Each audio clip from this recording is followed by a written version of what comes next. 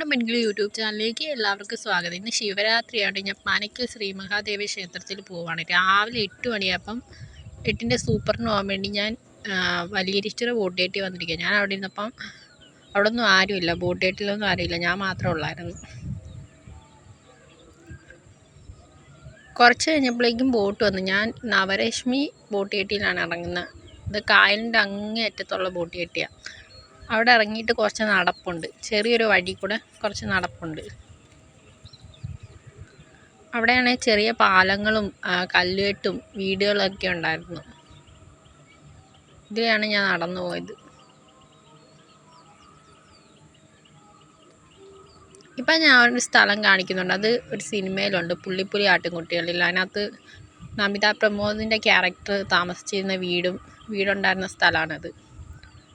ഏതായിരുന്നു അവിടെ കുറേ തുരുത്തുകളുണ്ട്. അതിലേതാണ് ആ സിനിമയിലുള്ള തുരുത്തെന്ന് എനിക്കറിയത്തില്ല. പക്ഷേ ആ ഷൂട്ട് ചെയ്ത സ്ഥലം ഇതാണ്. അത് വള്ളത്തെ വന്നാലേ ശരിക്കും കാണാൻ പറ്റത്തുള്ളൂ. അവിടെ ഒരു വീടുണ്ട്, അത് കാണാൻ നല്ല രസമുണ്ടായിരുന്നു. പണിതുകൊണ്ടിരിക്കുന്ന വീട്. ഇവിടെ നിന്ന് ഇനി നടന്ന് അങ്ങോട്ട് പോകുമ്പം ഒരു ഇടവഴിയുണ്ട്. ഇടവഴി കയറിയാണ് അമ്പലത്തിലോട്ട് പോകുന്നത്. ഞാൻ കൊണ്ടുപോയപ്പോൾ ഒരു പാലം കണ്ട്. ആ പാലത്തിൽ നിന്നൊരു ചേട്ടൻ ഇറങ്ങി വരുന്നുണ്ടായിരുന്നു. ഈ പാലത്തിലൂടെയാണ് നടന്നാണ് എല്ലാവരും തുരുത്തിലോട്ട് കയറുന്നത്. ഇനി ഈ വഴി കൂടെയാണ് പോകുന്നത്. ഇത് ഒരു പാടം, ആ മട വീണ് കിടക്കുന്ന പാടത്തിൻ്റെ നടുക്കൂടെയുള്ളൊരു വഴിയാണ്, ബണ്ട് പോലെ. പിന്നെ ഇവിടെയൊക്കെ വീടുകളുണ്ട്, തുരുത്ത് പോലെ വീടുകളൊക്കെ ഉണ്ട്. വഴിയൊക്കെ പൊളിഞ്ഞ് കിടക്കുക, കല്ലുകെട്ടൊക്കെ പൊളിഞ്ഞിട്ട്. എല്ലാവരും നടക്കുന്ന വഴിയാണ്. ഞാൻ പിന്നെ കല്ലുകെട്ട് കൂടി നടന്നപ്പോൾ പൊളിഞ്ഞ് കിടക്കുന്നതുകൊണ്ട് പേടിച്ച് മറിഞ്ഞങ്ങനെ ചാലി വീഴുമെന്ന്. കല്ലേട്ടൊക്കെ നേരത്തെ ഇവിടെ നടുക്ക് കൂടി ഒരു വഴി ഉണ്ടായിരുന്നു, ഇപ്പം അതില്ല, പുല്ല് പിടിച്ച് കിടക്കുക.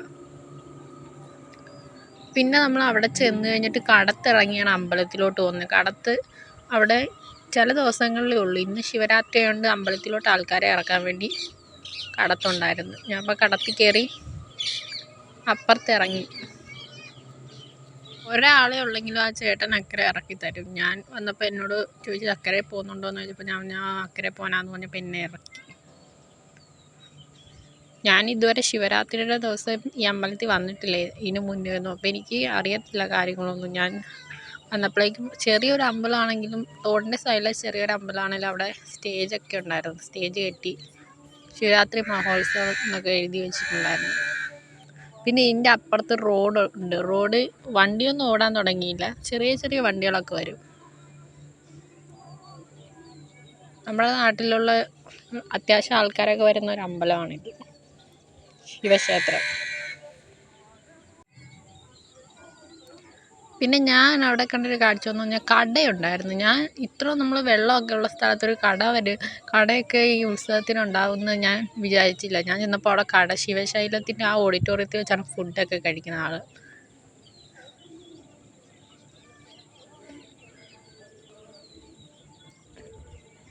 ഇക്കരെ ഇറങ്ങിയപ്പോഴേക്കും ഞാനൊരു ചെറിയ ചെങ്ങാടം കണ്ട്. ഇത് ആളുകൾ ഇതിനകത്ത് കയറി നിന്നിട്ട് വലിക്കും. അപ്പുറത്തും ഇപ്പുറത്തും കയറിട്ടിട്ടുണ്ട്.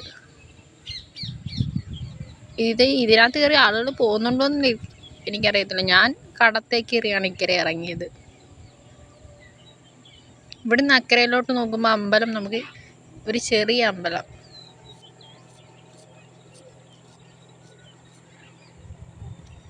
ഇങ്ങോട്ട് ഞാൻ വന്നപ്പോഴേക്കും ഒരു വീടിൻ്റെ ഫ്രണ്ടിൽ ഒരു മഞ്ഞ പൂ പിടിച്ച ചെടി ഇപ്പോണ്ടായിരുന്നു. പിന്നെ എനിക്ക് ഇവിടുന്ന് ഈ വഴി കൂടെ നടന്നു വീട്ടിൽ പോകാം. വീട്ടിലല്ല, പുഞ്ചിരി ബോട്ടേറ്റിയിലോട്ട് പോകുന്ന വഴിയായത്.